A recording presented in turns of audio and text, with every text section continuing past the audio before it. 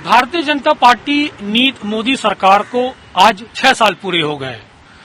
दूसरे कार्यकाल का प्रथम वर्ष में भारतीय जनता पार्टी ने अपनी उपलब्धियों को गिनाते हुए कहा कि उन्होंने धारा 370 खत्म करी, 35A खत्म किया, नागरिकता संशोधन कानून जैसे लागू किए, ट्रिपल तलाक में प्रावधान दिया सजा का, साथ ही साथ कोरोना की लड़ाई को उन्होंने सारा श्रेय प्रधानमंत्री नरेंद्र मोदी को देते हुए कहा कि अगर प्रधानमंत्री नरेंद्र मोदी ने इसकी अगुवाई नहीं की होती तो आज देश में कोरोना का बुरा हाल होता। इस मौके पर मेरे साथ बात करने के लिए मौजूद हैं पूर्व राज्यसभा सांसद, कद्दावर नेता, कांग्रेस पार्टी के प्रवक्ता मीम अफजल साहब।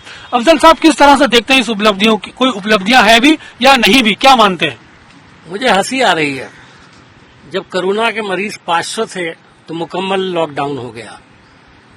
जब कोरोना के मरीज 1,75,000 के आसपास पहुंच गए हैं तो आप लॉकडाउन हटा रहे हैं, ट्रेनों को शुरू कर रहे हैं, बाजार खोल रहे हैं। यानी जब केसेस बढ़ रहे हैं आप लॉकडाउन खोल रहे हैं और उस पर तुर रहा ये कि इसको आप उपलब्धि बना रहे हैं। ये उपलब्धि है जो वर्कर्स के साथ, मजदूरों के साथ, गरीब लोगों के साथ पूरे देश की सड़कों पर नंगा नाच हुआ है और अभी तक जारी है।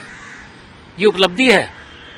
सुप्रीम कोर्ट ने ऑर्डर किया है, कम से कम इस पर तो उनको शर्म आनी चाहिए उपलब्धियां गिनाने वालों को, कि सुप्रीम कोर्ट ने ऑर्डर किया है कि आप मजदूरों को जिस तरह से ट्रीट कर रहे हैं बिल्कुल गलत है और आपको उनके किराया भी देना चाहिए, उनको घर तक पहुंचाना भी चाहिए।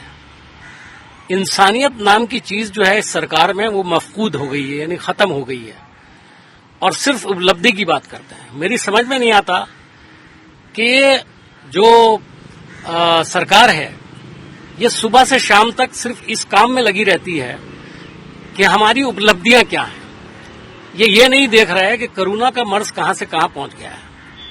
कुछ मिनिस्टर अभी फरमा रहे थे कि हम जो है 15 देशों के का भी अगर मिला लें तो उससे हमारे यहाँ केसेस बहुत कम है।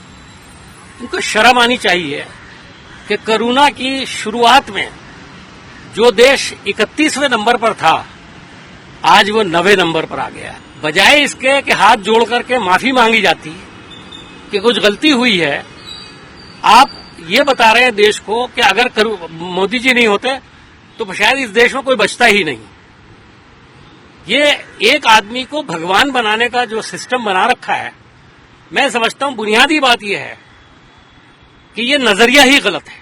तो ये थे मीम अफजल साहब, जिनका ये कहना है कि भले ही सरकार अपने 6ठे साल में उपलब्धियां गिना रही है, लेकिन सच्चाई ये है कि मोदी सरकार के अंदर स्कैम और भ्रष्टाचार की कमी नहीं है और एक आदमी को भगवान बना के जिस तरह से ट्रीट किया जा रहा है ये लोकतंत्र के लिए घातक है। कैमरामैन विवेक के साथ बिलाल सब्जवारी, स्वराज एक्सप्रेस, दिल्ली।